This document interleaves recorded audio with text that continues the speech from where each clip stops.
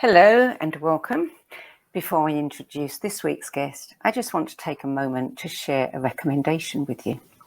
If you struggle with making important decisions, there's a really inspiring book I'd recommend you read. It's called The Necktie and the Jaguar, and it's by retired clinical psychologist, Jungian analyst, and shamanic practitioner Carl Greer.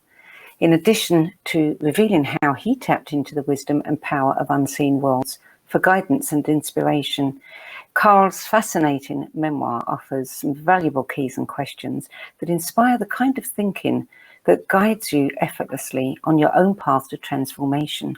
So check it out at carlgreer.com. And now joining me today to share the stories behind the 10 books that influenced her the most on her life journey is Connie Zweig, a retired therapist who's known as a guide who can go where others fear to tread. Connie Zweig is a renowned expert in shadow work. She's co-authored 2 books on the subject, Meeting the Shadow, The Hidden Power of the Dark Side of Human Nature, and Romancing the Shadow, Illuminating the Dark Side of the Soul. And she's the author of a 3rd called Meeting the Shadow of Spirituality. Now, in her latest book, The Inner Work of Age, Shifting from Role to Soul, Connie is reinventing age. Well, come on, someone had to do that by showing baby boomers how to master late life from the inside out and learn that aging can be a spiritual experience that takes us across the threshold from role to soul.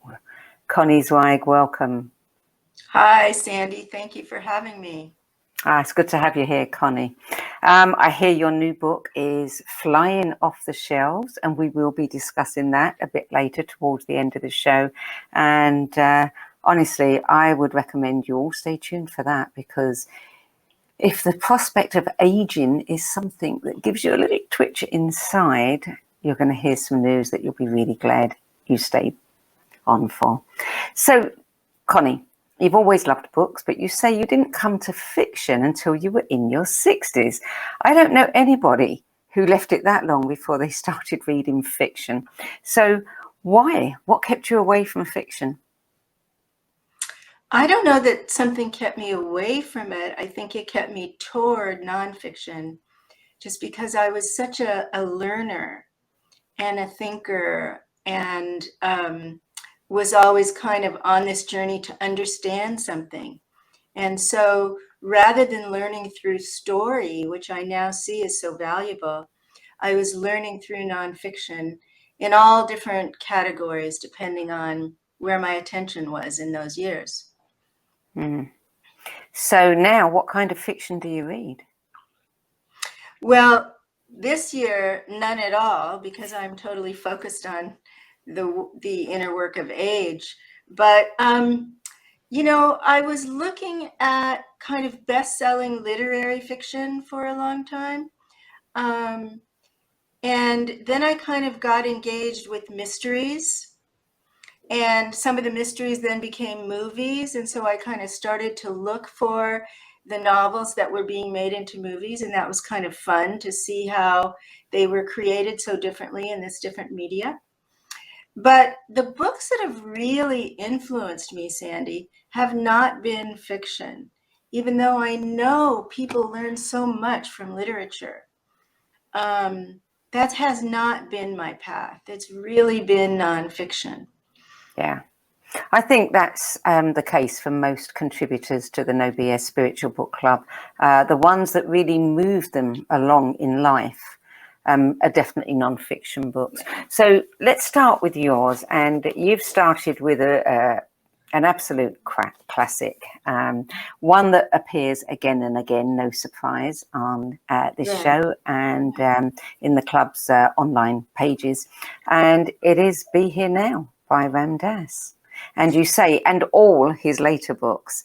So tell us what was happening to you at the time you read this book, and why it made such a massive impact on you. Well, I was in Berkeley in the late 60s during the Black Power movement, and after the free speech movement, but during the Black Power movement. And so I kind of became politically radicalized. I was naive and young and very influenced by the political conversations that were going on and the sit-ins and the strikes and everything. And what happened was I was in a strike, in the middle of it, striking the psychology department. And I saw this very cute guy. And he walked out the door of the building, and I got up and decided to follow him. And we walked down Telegraph Avenue in Berkeley and just talked for a really long time. And he said he wouldn't date me unless I learned how to meditate. So no noble reason for meditation here, just simply that I was interested in this young man. And the process of learning transcendental meditation at age 19 just changed my life, because my mind had been so noisy and the world around me was so noisy and chaotic. And I learned how to silence my mind and then feel really drawn to experience that silence. So during that time, I read both Autobiography of a Yogi and Be Here Now in the same year. And those books, Ram Dass, I think, became more of a guide for me. Yogananda's book shaped me in the sense of the possibilities, the potential, the gifts of spiritual practice, because he had cities, spiritual powers, and his story was so kind of magical and far-reaching for me. But Ram Dass seemed more like a guy I could be friends with. You know, he was a psychologist from Harvard. He was Jewish. And then he went off to India, found this guru, and came back as Ram Dass. Richard Albert returned as Ram Dass, and began to teach what he had learned about Indian philosophy and Indian practices. And I think he became a scout for my whole generation of baby boomers. I mean, this was only his first book, of many, but he used to teach crowds and groups and people how to meditate. And all the way until the end of his life, he was writing and teaching even after he was ill and quite old. And so he modeled something for us. He modeled a life with a spiritual orientation and a spiritual practice. And even though I was not oriented to having a guru, that was not my way and it was his way, that kind of, I could let that go in terms of learning from him and observing him and reading his work. And I think I had never really been introduced to the whole idea of the present moment until I read that book. And what it means to really be here now, that there is an eternity that we can experience in presence. And people, use that word a lot now. It's no longer a new concept, but he really made it popular 50 years ago, more than 50 years ago. And he also brought Vedanta, the teachings from India, which then became very popular in the 60s and 70s. Now everybody just talks about mindfulness and Buddhism. But during those decades, he and a number of other teachers, Yogananda, but also other Hindu masters who came over from India to the West, really brought with them the teachings of the Upanishads, which I continued to study. And so there were many gifts. There were many gifts from those two books, and they radically reoriented my life. I mean, I have no idea who I would be if I hadn't read those two books. What did you think about Yogananda and his, it's just an astonishing book. I mean, I can see how someone could read Be Here Now and then want to go and read Yogananda after. And investigate deeper some of the experiences that are possible. I mean, his childhood, his life was just astonishing. Some of the things that he was able to do. Yeah, he was clearly incarnated in a high level of consciousness. I don't think that those gifts developed through practice because they arose at such a young age. And so that was something that I came to understand from him, that people do come in with spiritual gifts. Some, one explanation is past life, maybe not, but whatever the concept you have, the belief you have about that, it's clear that some people come in with great gifts. Mozart. I mean, so there was that. I lived not far from Yogananda's Self-Realization Fellowship in Pacific Palisades. I used to go over there to meditate. There's a beautiful lake shrine there, and a community of people who've taken monastic vows, and there's group meditations there. They still go on Sundays. Sandie, I think one of the sort of threads under this conversation we're having is, how do we detect our spiritual lineage? Why is it that I felt more drawn to Ram Dass and that lineage than I did to Yogananda and that lineage? And why is it that I don't feel drawn to Buddhism, even though it's so widespread today? And I've studied it, and yet I don't identify that way. And I've done more than 50 now of practices in the Vedanta lineage. So I think that's a really interesting question, and important for people to kind of look what feels like a fit.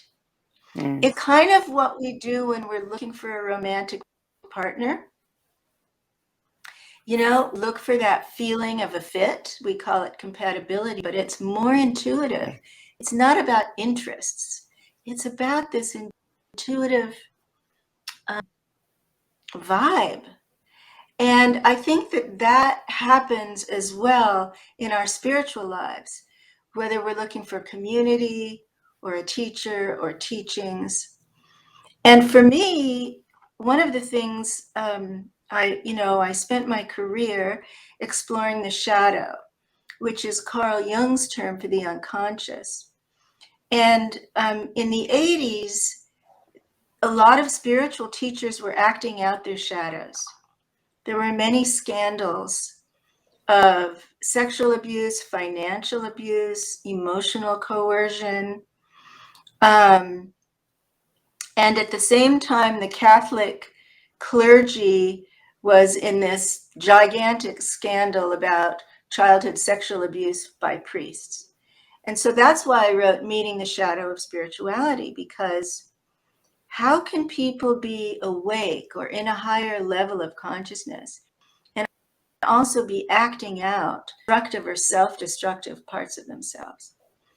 And so I want to suggest that when we're looking for this fit, this resonance, this compatibility, we also maintain an awareness of shadow. We really look for, what are the problems, what are the issues with this teacher or this community? Is this person lying or hypocritical? So for example, I became a transcendental meditation teacher, but I left that movement in 1979 after a decade. There was too much going on that made me uncomfortable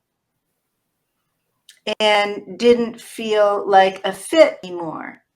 It was beautiful to get me launched. Yeah. But I lost that sense of compatibility with the teacher and the community, and I moved on. And so I think it's important for us, for all of us, whatever age, whatever teacher we're with, to be cognizant of what's going on there in terms of the shadow and hypocrisy. I think that, what you're talking about is discernment. And this is something that I feel in this particular age particularly over the last 2 years, is that we are all beginning to understand the importance of discernment and what our own, GPS, our inner GPS system tells us. And, that's, for me, that is the truth. There is no other truth that I can guarantee other than what feels right for me. But it's a really good point. And both of those authors, I don't believe there was any scandal attached to their names at all. Both were wonderful teachers. There was. Was there? But they came and went. But there was with each of them. But they came and went. Yeah. I never heard that. I like the word discernment because, it's actually a practice in India. It's a path. The path of not this, not that, truth, this is not truth. Yeah. And, in our political era, that's what could be more important. Absolutely.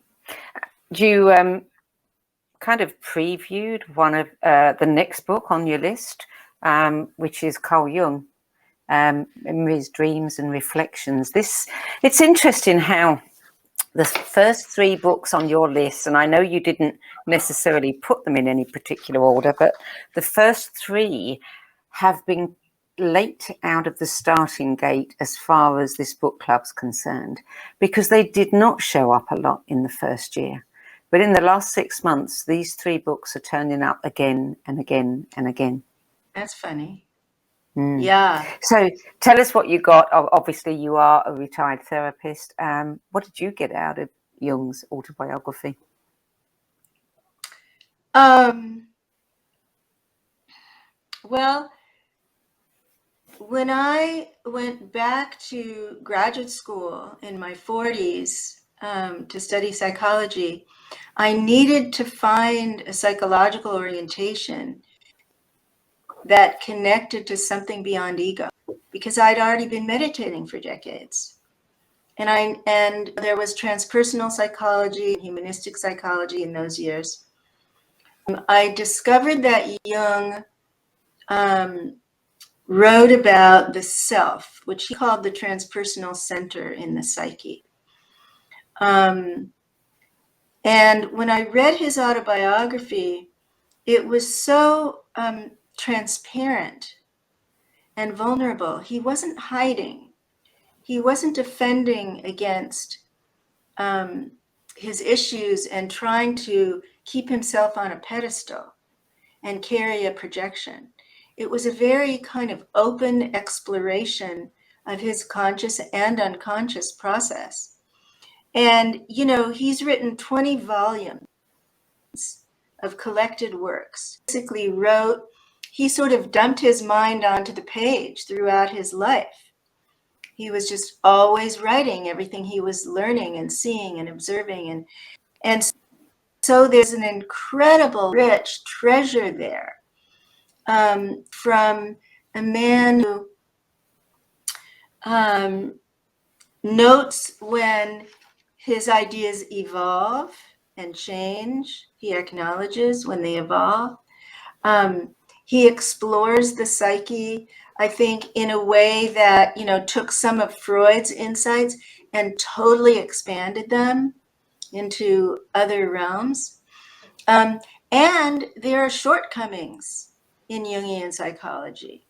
There are real shortcomings to it. And especially as my understanding and experience about spirituality grew, I came to recognize that he didn't get it. That he stopped at archetypes, which are in a subtle realm, but are not non-duality. So when he looked at Indian philosophy, he didn't get it, because I did my dissertation on that. So I began to kind of be able to hold the brilliance of these various teachers and their limitations and their blind spots. And I could see people around me looking for perfection in everyone they were reading or studying with. And I, on the other hand, and maybe this is shadow awareness, is because I was able to see with Jung this vast brilliance. I mean, big mind, and yet limitations, human limitations, just like everybody else. And so that helped me not to get caught in too much projection with all these writers and teachers. I think that really served me in that way. I did train for 2 years at the Jung Institute in Los Angeles. So I was really steeped in that work when I was in clinical practice for 30 years. I'm retired from that now. And so I could say, I guess, Sandie, that I have 2 lineages, Vedanta and depth psychology. And they don't totally overlap, but I can hold them together. Cool. So book number 4, a timeless novel, Siddhartha, Hermann Hesse, a classic novel too, published in 1922 and still changing people's lives. Yeah, isn't that amazing? Isn't it? It's very 99 years. 99 years. 99 wow. years, yeah. Well, I've read everything by Hermann Hesse. I think that his genius is timeless. His book, Magister Ludi, The Glass Bead Game. I mean, there were Narcissus and Goldmund. I could have all those books on this list. So he was tapped into something that he was able to turn into story. And they're teaching stories, every one of them. So they're not like ordinary novels that are that are sort of, how do I say, more about entertainment or violence. These are teaching stories. And Siddhartha, because I was so young when I read it, it aroused that longing in me for something more. And I think the story of Siddhartha becoming the Buddha, in whatever form it's told, has that effect on people. In fact, in my new book, I use part of that story to open chapter 1, the story of the divine messengers, which is the Buddha seeing old age, illness, and death, and recognizing that life is suffering and that he wanted something more. And so that stayed with me because I haven't read widely in Buddhist texts, in the original text, like I have in Hinduism. So this novel stayed with me, and so did his other works. I mean, it's hard to choose between Hesse's works because they're very different. This is a much simpler, thinner novel. The other ones have much more depth and complexity to them. But this is the one that popped up on the list. Yeah. So book number 5 is a book that the author claims is not a conventional biography, but is a workbook. And it is The Great Swan, Meetings with Ramakrishna by Lex Hickson. This was published in 1997. This is not one that I've heard of before. Oh, you have a treat in store for you. This is an extraordinary book. I don't know how he did this. He went to see this Hindu saint, Ramakrishna, in Calcutta. And he wrote the story. It's so visual and so immediate that you feel, have you ever sat with a really enlightened person, a saint? Do you know that, the term darshan? There's this presence that radiates. You feel that from reading a book. you feel like you're in this presence that is, superhuman. And again, it doesn't mean there's no shadow. But has this person who has reached a very high level of consciousness, and Lex writes it in a way that I'm there at the seat of the master. And I have found very few books that have transported me like that, let alone one that's transported me to the feet of a master, right? And so I've held on to that book for many, many decades, and my husband loves it too. And it's really worth visiting. I highly recommend it. Did you feel that you were getting a transmission from it of any kind? I felt that I was with Ramakrishna, who is now long dead. I felt that I was in the presence. So the transmission was not about content, it was about energy. Energy. Mm. And there was this sense of just being with. And it's very hard, as a writer, I know how hard it is to write like that. I wrote a novel about Rumi, which I can talk about with the other book. And I know how hard it is to write like that. So Lex Hickson, Lex was a initiated master in 5 different traditions. So so he had the experience. He was not writing this from an intellectual abstract place. He was in it, and he was describing, describing it in a way that is not remote, that is very immediate for the reader. And that's a great gift. Yeah. Well, Lex Hickson is also the author of the 6th book on your list, which is Coming Home, The Experience of Enlightenment in Sacred Traditions, in which he explores the experience of enlightenment and how others, experience it. So I was very young when I read this. I don't know, maybe I was 20. And it kind of blew my mind because I had thought that all the different religious traditions, because they argue about dogma and because they focus on differences, my way or the highway, and here's why. I had thought that the differences were really primary.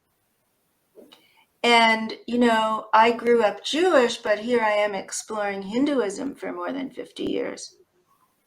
And what Lex Hickson saw or transmitted is the idea that, and again, this is conceptual, unlike Great Swan, which is not conceptual. This is a concept that he transmitted in Coming Home, which is that when you look at the founders of all the great perennial traditions, each of them had a spiritual experience that was the same. We could call it transcendence or unity or non-duality. That's the word we use today. But whatever we call it, each of them had that experience.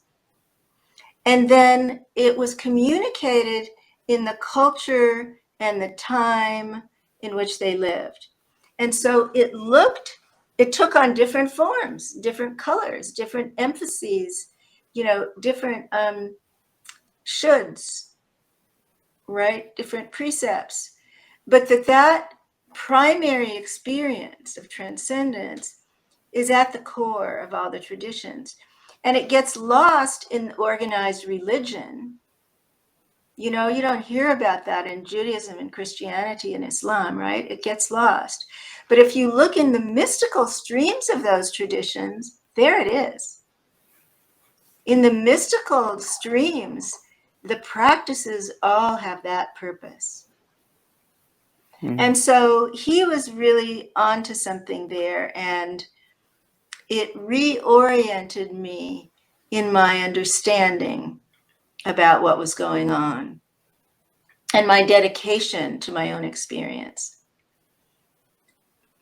So book number 7, Kundalini Vidya, The Science of Spiritual Transformation, a comprehensive system for understanding and guiding spiritual development by Joan Harrigan. And this book was published in 2005. And you've said that it clarified for you how the Kundalini travels, gets blocked and can be rerouted for spiritual awakening. Had you had a Kundalini awakening experience at that point? Oh, yeah. You had. I mean, I've been meditating for a long time.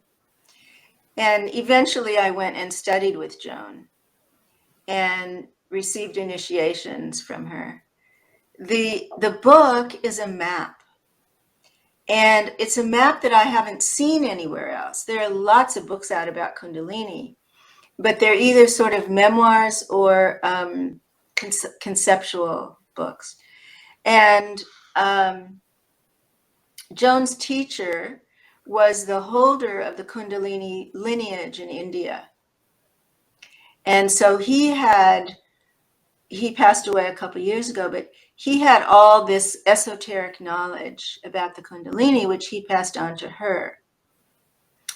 And, you know, so for anyone who's kind of interested in the subtle bodies, the energy bodies, and how awakening happens almost mechanically in terms of the Kundalini moving through the chakras, this is a fantastic book.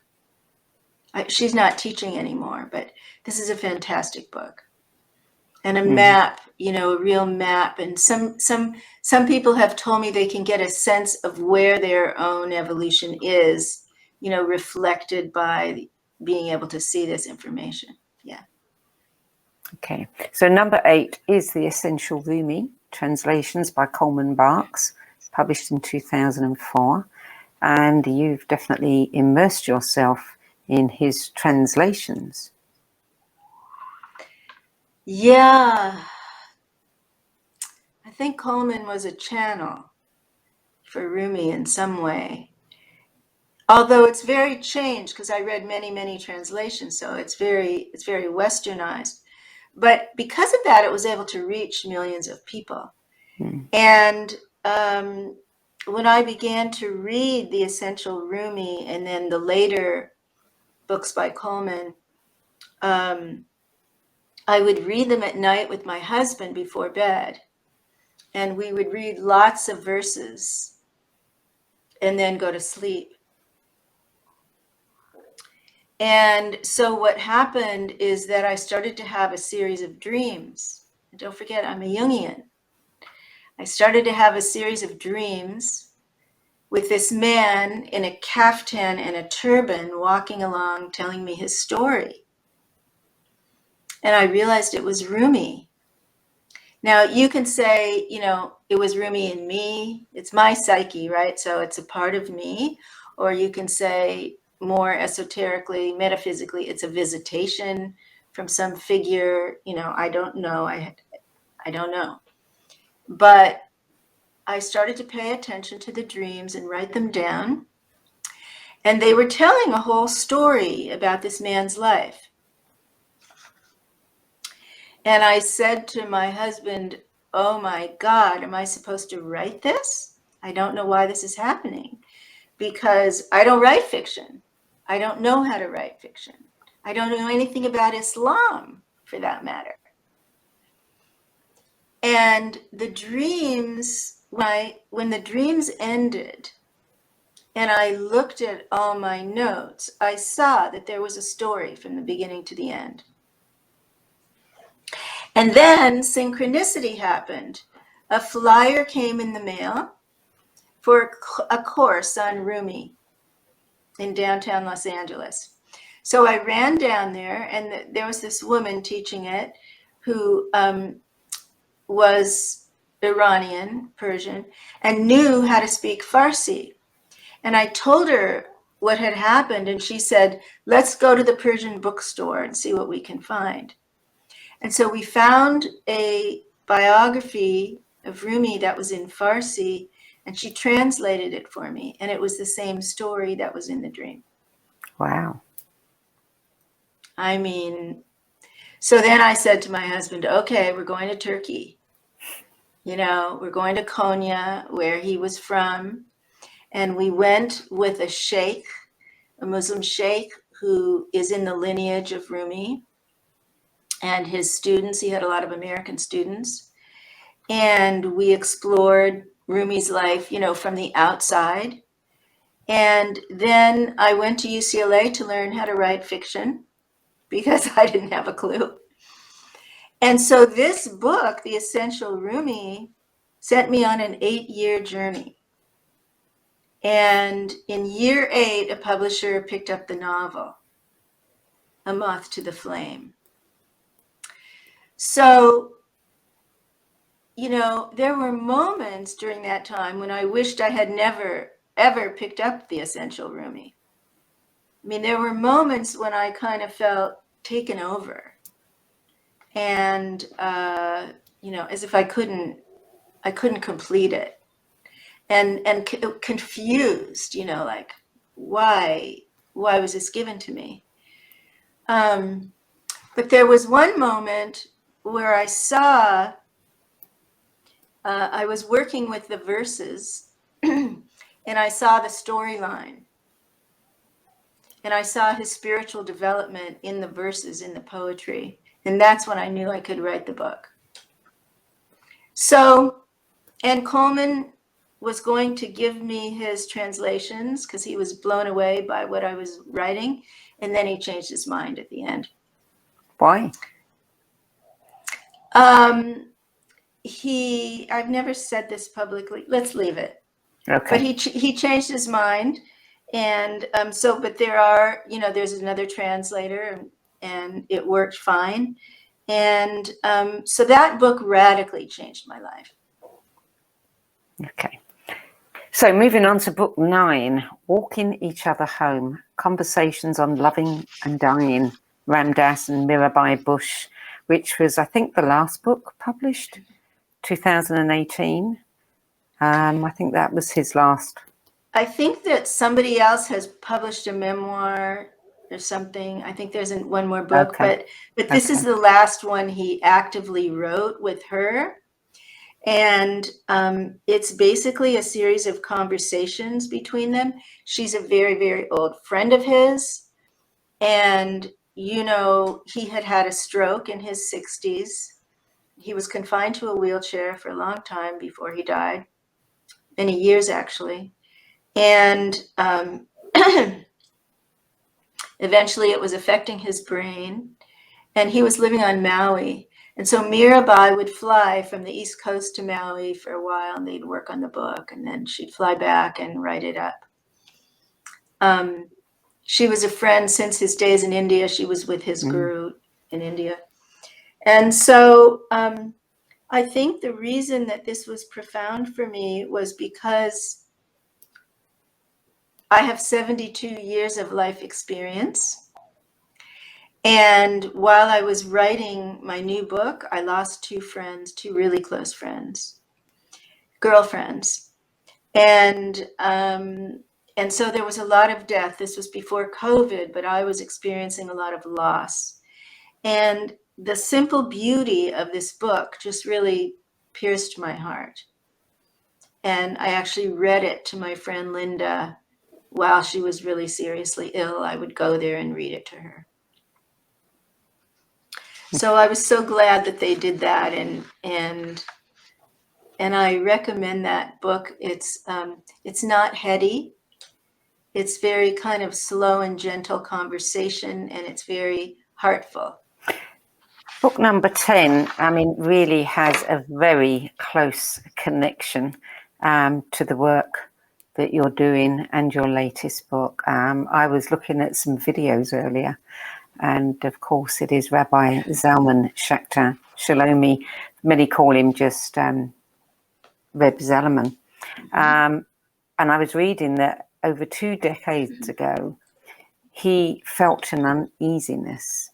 he was growing older and fears about death and infirmity were haunting him, which, you get to a certain age and they do crop up for many people. So he, particular, decided to embark on a mission to get to the bottom of his fears. And through a series of events that one might not expect of a Jewish rabbi, that included a vision quest in a secluded cabin, studying with Sufi masters, Buddhist teachers, Native American shamans, he found a way to turn aging into the most meaningful and joyous time in his life. Now, did you read that book long before you wrote your own, or around about the same time? I read it before and forgot about it because I was too young to let it penetrate me. Yeah. So I went back to my bookshelf and found it and read it again. Of course, the second time it was all fresh, and realized that it was the only book about aging that was inspiring to me. I mean, I read everything out there, and he caught something about becoming an elder and, the meaning and significance of that I really didn't see anywhere else. What he missed was a connection to the unconscious process or the shadow. Mm-hmm. And so that's when I realized I had another book to write, because I hadn't been planning to write about this, but I couldn't find anything about how to meet the shadows of age, the unconscious fears or fantasies about later life and how they affect us. So Reb Zalman, also with Ram Dass, they really launched the conscious aging movement together, along with a few other people. And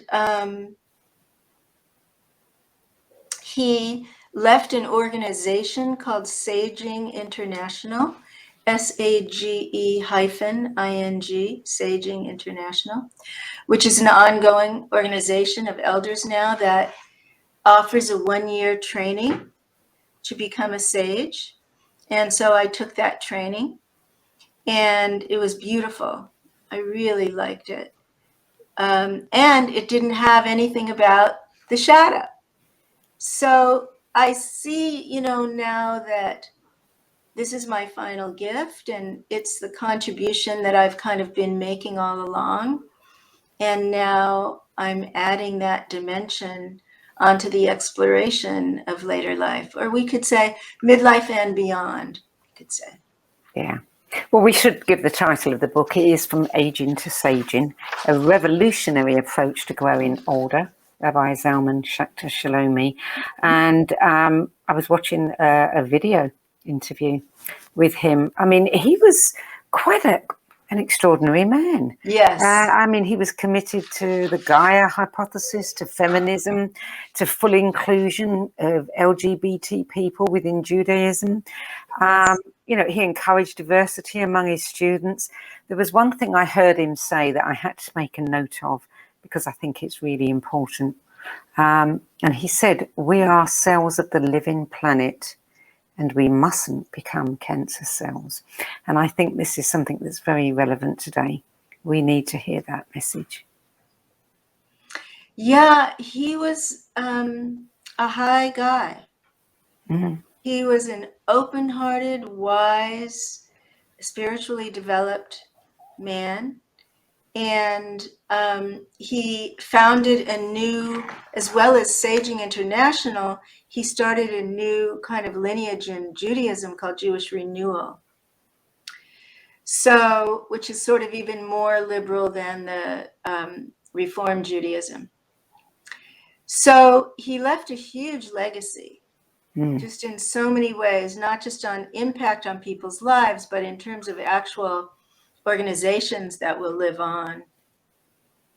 And I was with him once when he came to speak at UCLA. I wasn't in his presence when he was an older man, but I have watched videos and been with people who knew him, and he was a light. He was really a light. Mm-hmm. Yeah. Well, that's the 10 books, but we are going to continue to talk about aging. And, you know, one of the things that struck me reading your book, The Inner Work of Age, Shifting from Role to Soul, is we complain about aging, ageism, but we are all guilty of it because we're all perpetrating it on ourselves. We're all terribly afraid of growing older, and we all have such negative thoughts about it. And your book is designed to show us that we've actually got it wrong, that there are so many hidden treasures and, you know, spiritual benefits that can be found in aging. So tell us a little bit about the book. We don't have too long to go into it, but, you know, we can speak about it for about 10 minutes or so. Well, I like what you just said, Sandie. So we swim in this sea of ageism. It's impossible not to internalize it.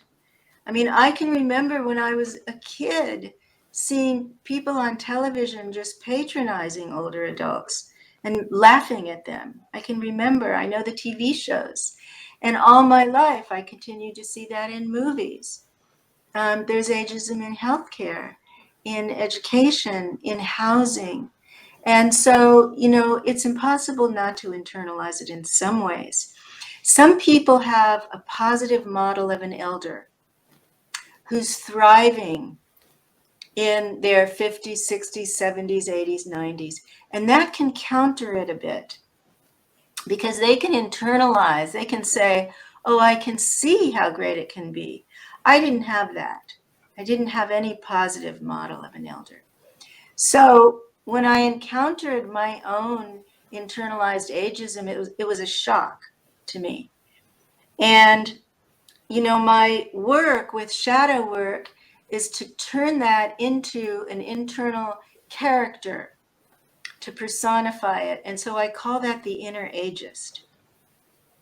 And now I can detect when the inner ageist comes up because I know what it's saying, I know what it's feeling, right? And as I began to work with that and really break free of it, I noticed all my attitudes begin to change toward my body, toward my work, toward my appearance, toward my success. It all began to change because I wasn't judging it through that projection of ageism. And there's even research out of Yale University that shows now that that internalized ageism is having an impact on our cardiac health, on our memories, even on our longevity. So this is really important. And at the same time, I discovered when I interviewed hundreds of people for the book that there were other inner obstacles or shadow characters that come up with aging. One of them I call the doer. The doer doesn't allow us to retire or slow down enough to self-reflect. And I'm not for or against work. That's not what I'm saying. I'm saying that we need time in this stage of life to do self-reflection. We need to do a life review. We need to do emotional repair, spiritual repair. We can't do the inner work of age if we don't have some space for it and slow down. If we continue our midlife rushing about and identification with our achievements and our productivity, then we don't really have time for the meaning and purpose of this stage of life, to move toward life completion without regret and with more gratitude. And that is a real possibility if we kind of walk through the practices in the book slowly, step by step, and allow them to be digested. We come out the other side renewed as an elder. We shift from senior to elder because everybody's a senior on their Medicare birthday, right? But not everybody becomes an elder. Elder is a stage, not an age. And it requires a certain kind of self-awareness. So therefore, it requires a certain inner work, attention and intention. So that's what the book is about. And there's no rite of passage to become an elder in our culture. You know, there as isn't. as there isn't for pretty much anything. You know, nobody trains us to be a parent, a grandparent, or whatever. Right. So, so I'm hoping that therapists will find the book and work with their clients to walk them through it. I'm hoping that just any adults from 55 onward will will begin to do these practices. One 30-year-old just told me he read it and he's going to age differently now. So I think it's for every generation, but it's also especially for people who want to extend their development with the awareness of a shortened time horizon. And it's all laid out for you there. Easy to do. It's interesting, isn't it, that so many of us, you know, I remember hearing older people tell me when I was in my 30s, 40s, 50s, that they still feel inside like a 20-year-old. And I, you know, how can that possibly be, was my response. And now I understand that, you know, but why is it that, you know, we feel like that, but we think we should look like that too? Well, because every age we ever were is still inside of us. There's a 5-year-old, you know, we call it the inner child. There's an adolescent still inside of us. Maybe it acts out sometimes, right? There's a young adult. There's a midlife person still inside of us. And what I would say is there's also an inner elder. And I learned this from Reb Zalman. There's an inner elder, and it's calling to us now to come forward and kind of lead the way now, rather than a younger part, which is still identified with the inner ageist and trying to be young and look young. The inner elder carries our intuitive wisdom and a lifetime of knowledge and experience. And, you know, our planet, humanity, is in so much trouble now. We need the wisdom of elders. We need the wisdom of people who've had long lives and have a lot of skills and know-how, and also more subtle insight and self-awareness. And so it's a time for elders to engage and give back now. I think some of the problem must be because we don't revere the old, the elders, you know, the wisdom, the sages, in the way that many indigenous tribes have done. You know, there was always a place for them, and they had respect, and they were often consulted when decisions were made. That doesn't happen these days. We tend to kind of push them away from us and, you know, not include them in anything, and even, you know, disrespect the wisdom that they have. Yeah. You know, indigenous cultures, also many Asian cultures have respect for elders, and the families live together in multi-generational households. So we have age segregation in our housing. And that's part of the reason. And we saw during COVID how painful it was for people to be unable to connect with their family members. So that's part of the reason that that we've lost the intergenerational mentoring and transmission of life experience. And so the kids now aren't getting that, you know, from their grandparents, and may not even respect their grandparents enough to want to receive it. So it's a really challenging situation. There's an anti-ageism movement afoot now. You can find, if you're interested in that, you can find stuff online about that. But my suggestion is that we do the inner work, and then we go and we do the outer work, and we bring our own renewed awareness of our own issues into our service for the common good.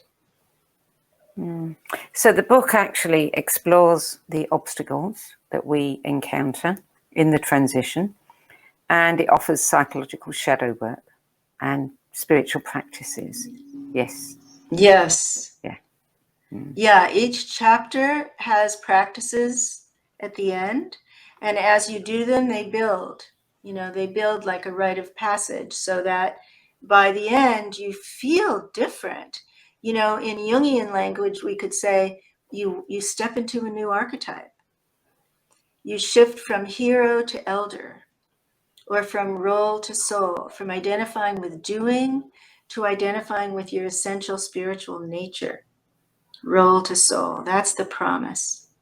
Well, clearly you were already doing this for yourself, but did writing the book actually add anything to that? Oh, hugely. I mean, writing is how I learn.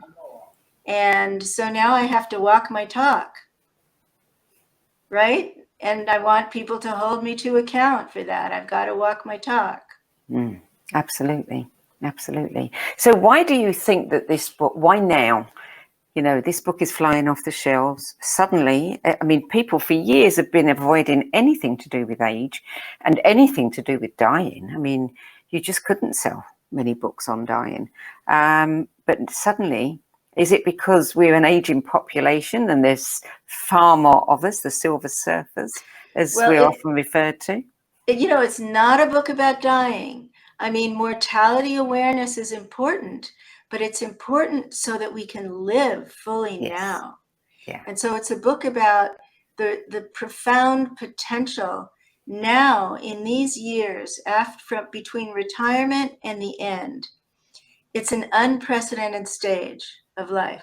Never in the history of humanity have we had so many years of life. So people are asking by the millions, like 70 million baby boomers are asking, what do we do with this time now? And then underneath that, who am I now? Who am I, right? If I'm not the CEO or the teacher or the writer or the therapist or the whoever, who am I now? Once I'm retired. To learn how to make that shift from role to soul is really a gift. It's just the most precious shift in awareness for this time of life. And it aligns with the spiritual traditions that all tell us the purpose of this stage of life is spiritual practice. And the monastic traditions, you go off to the monastery, right? Or you wander like a monk. But we don't need to do that. We can pick up our spiritual practices and do them in the bedroom when we wake up in the morning or before dinner at night, right? We can live our lives fully and begin to make this shift from role to soul. So there are many practices in the book to help you turn your attention from doing to being, from your role to your spiritual identity. I know that you're inundated with requests for interviews. What is the most common thing that anyone interviewing you wants to know? That's an interesting question. Well, one thing is I notice a lot of ageist comments in my interviewers, that the language they use and the gestures, the eye movements, there's ageism in people, even those who are interested in the subject. And so the inner ageist does come up a lot. I would say that the most common question is, why did I write this book? And people want to know what was happening with me that brought me to this topic. That's really the most common question. And also, and so the way that you did this, Sandie, around the books that I love, wow, this is so original. It's such an original, I love what you're doing. It's very unique. It's really unique. Maybe someday someone will post my book on the No BS Spiritual Book Club. Who knows? Well, But yeah, wouldn't that be interesting? yeah, that Yeah, would be, yeah. yeah. I mean, I love the idea of reinventing age, because it's way past time. Every single stage we should feel, full of vitality, that we can do anything we want. I love these advertisements that we've been seeing, and I can't remember who's responsible, a few different companies, I think, but they've got, women of 80 and 90 who dress, very individually, and they're using them as models to show that, hey, why shouldn't we? Why shouldn't we still be able to express whatever we want to express? I love the And fact that I yeah, see so many older women nowadays having pink hair, blue hair, purple hair, green hair. It just tickles me every time, because why not? yeah, there are gorgeous, radiant women now modeling in their 70s and 80s. Mm, And on Instagram, the grandmas of Instagram, and yeah, they're everywhere. And yeah, there's a shift, I think, in what is beauty. And people are letting the gray grow out in their hair, and there's this wonderful kind of shift that's happening, I think. yeah, And maybe that will kind of filter down into feelings about ageism. I don't know. It's institutionalized, and we thought that we could eliminate racism through law, through legislation, and now we can see that we can't. And so with ageism, it's also an internal unconscious bias, and it can't be eliminated through legislation or legal action. And so this is why I'm suggesting that we need to do our inner work alongside of our social justice work. Great to do social justice work around ageism. I'm all for it. But if we don't do the inner work, yeah, those prejudices and biases that are in the unconscious will remain entrenched. yeah. So we have to be the change we want to see. We Exactly. have to be the ones to model it. We have to be the ones about whom the young say, wow, my grandma is so cool. Exactly. My 10-year-old grandson is so thrilled that I have a new book out in my 70s, and he can see he's getting a model, Mm, right? For someone yeah, who's thriving in her 70s. Yeah. yeah, yeah. Look, So, Connie, tell me, what are you reading now? I'm not reading right You're not now. reading anything. No, I have to be so extroverted during the day. I'm just hanging out with my husband at night after I meditate. I'm not reading right now. Um, my sense is that there is a spiritual memoir that I want to read that's sitting by my bed by a Tibetan teacher. But my sense is that I will recover from all of this. It's like I'm on a tidal wave. That's how I feel. And that when I recover, I'll return to my books. Okay. So you're going to write another aging book, do you think? No, No, you've done it. no. That's it. Okay. Yeah, there's a kind of, fulfillment. I feel like a fulfilled elder. I've transmitted my gifts. I don't feel like I'm striving anymore. I don't feel like I feel enough. I feel satisfied. I feel grateful. The life review was a really important practice for me. When I did that, it was a big shift. And I really enjoy my spiritual practices. And so my primary intention when the wave ebbs is to give more time to that. You did say in the keywords that you gave us that describe you, dancer. Are you still dancing? Well, since COVID, my dancing teacher hasn't been able to come. Yeah, he's an anti-vaxxer. I haven't been able to. So, and my husband doesn't dance, but that's another thing I'd like to get back to when it's safe. Yeah. Yeah, yeah. Great form of expression. Connie Zweig, thank you for adding your 10 best spiritual books to the No BS Spiritual Book Club's library of recommendations. My pleasure. Thank you. Connie's latest book, The Inner Work of Age, Shifting from Role to Soul, is published by Park Street Press, a division of Inner Traditions. And for more information about Connie's work, her books, her blogs, her workshops, you'll find them at conniezweig.com. And you can see all of the videos in this series on the video page at the nobsspiritualbookclub.com, where you can sign up to be the first to know who's coming up next and get last minute reminders as well. And while you're there, if you know that you have a book in you, but you don't know where to start or how to start, click on the Work With Me tab and find out how my experience helping others might be able to help you as well. That brings us to the end of this week's show, which, by the way, will also be available as a podcast on iTunes, Spotify, Audible, Amazon, iHeartRadio, and many other podcast platform sites.